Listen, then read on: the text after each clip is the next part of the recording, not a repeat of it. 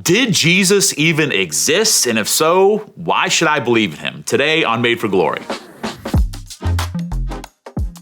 Hey guys, thanks for watching Made for Glory. Make sure you like and share and subscribe. Click all the things for this video. Share it with your friends. Share it with your enemies. And it just helps us to have these conversations and get more people involved, which is just great. Because today we're talking about a very important question, which is, did Jesus actually exist? Some people maybe kind of grew up and went to school and maybe for the first time they had people say in school or teachers say like, well, Jesus didn't actually exist, or he's a myth that was made up, or he was just kind of like a little character in the Middle East, and then they tacked all these mystical stories onto him, and we have no way of knowing whether Jesus actually exists, and all we have is the Bible, and who can trust that? So it's a great question to ask, did Jesus actually exist? And first of all, look at the historical narrative of this and the historical account, because the reality is, through textual criticism, we can look at the Bible, the New Testament, which of course has all of the accounts of Jesus' life. There are extra biblical accounts as well that are worthy of taking a look at.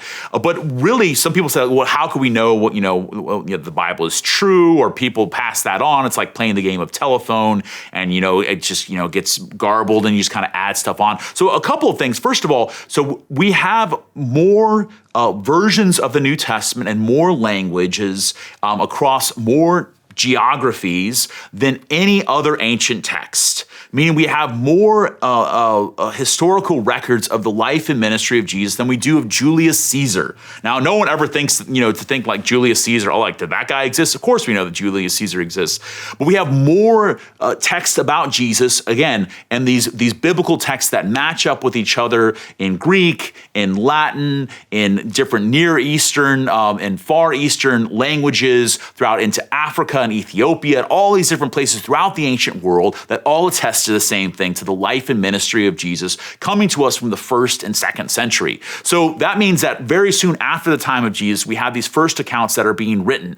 And so those accounts are the written accounts of those who follow Jesus, those people that we call the first disciples and the apostles. And those were men, and for the disciples, there were women too, who went out with the story of Jesus and were willing to die for it. They actually suffered tremendously for the sake of this. That's one of the things, like, did these people benefit from it? Sometimes people can look at people in the church now and be like, these rich pastors or priests or preachers, they're just, talking about Jesus because they're benefiting from it. Well, in the early church, these people gave up their lives for the sake of Jesus, and they did not benefit from it in any sort of worldly sense. They said that this is so true that it's worth dying for. One of the things I love as an account of the early church from the 2nd century, talking about the 1st century apostles, after they encountered Jesus risen from the dead, that they went out into this world as men who laughed at death.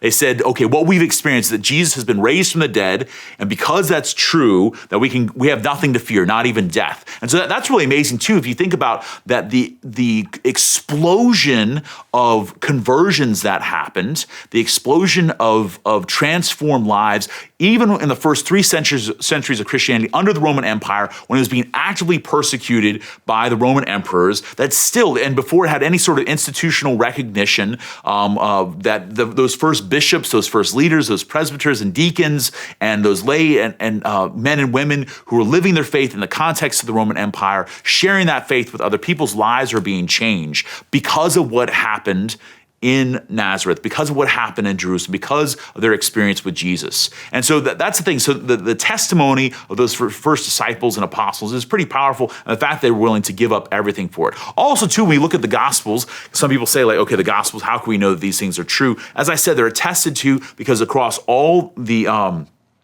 different languages and throughout the whole Roman Empire, all the different textual proofs of that this is actually true. This wasn't made up. This wasn't something that was invented. And because what it does too is it talks about Jesus, but if these disciples were making this up, they would have painted themselves in a much better light.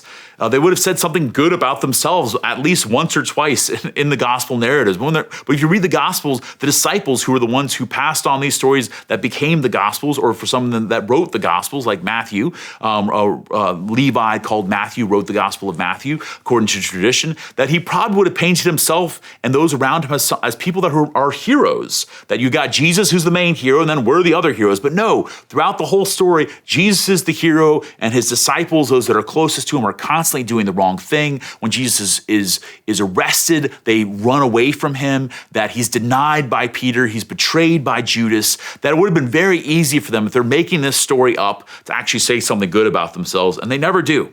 And that to me is more proof of puts more weight in the direction. This is something that is true that they're saying, because they're saying, even if I don't come across looking good in this, it tells the truth about who Jesus is.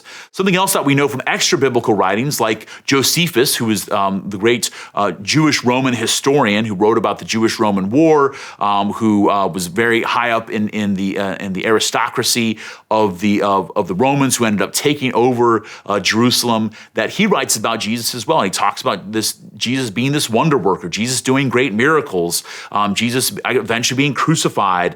We recognize too that Jesus is crucified under Pontius Pilate, who's a real person. Whenever we pray the creed, I love this. Anytime you come to Mass on a Sunday, we pray the creed, usually the Nicene Creed, but sometimes the Apostles' Creed. We say that Jesus was crucified under Pontius Pilate. And we say that not because Pilate is, that holy or anything or amazing, but because it grounds us in a historical event, that Jesus actually came in an actual time, that he was born under a certain Roman emperor, that he died under the governor Pontius Pilate, and that his ministry happened in time and space, and it emanated out from that. So I think that's something we take very seriously, the history of both the Gospels, the early church, and of course the person of Jesus. So sometimes when people say like, oh, the church just added on these stories, they mixed up stories of other Near Eastern or Far Eastern or Egyptian gods or goddesses onto the story of Jesus, that's just patently false. And what it oftentimes does is try to say that Christianity was invented in the 3rd or 4th or 5th century, when really the historical record shows it goes all the way back to the time of Jesus. So we know that Jesus existed. We know that his disciples existed. We know that soon after the time of Jesus that they began writing these Gospels, they began preaching the message, they began dying for this message, and that miracles started happening too, or were attested to even by extra biblical sources like Josephus. And because of that, the world has been forever changed. So when you think about Jesus, it's important for you to recognize that you have to deal with the historicity of who Jesus is. And when someone's trying to say that Jesus was not a historical person, they're not taking seriously the record that we have. They're not taking seriously the overwhelming attestation to Jesus' existence that we have through all the textual criticism and all the documents and fragments of Gospels that still exist to this day. So I'd love to hear from you guys. What are your thoughts? How did you learn about Jesus? Have you ever heard these challenges to the existence of Jesus? Did that shake your faith? Or maybe you no longer believe in Jesus because of those? I love to hear those reasons why, so we can continue this conversation here on Made for Glory. And also too, if you're watching these videos and you like them, make sure you like them. Make sure you share them with somebody else. Make sure you subscribe to our videos. Is that share? Maybe. You can poke the videos too. And that helps us to get more of these videos out there and to be able to have these conversations, which we think are really, really important. So thanks so much for watching today, and God bless.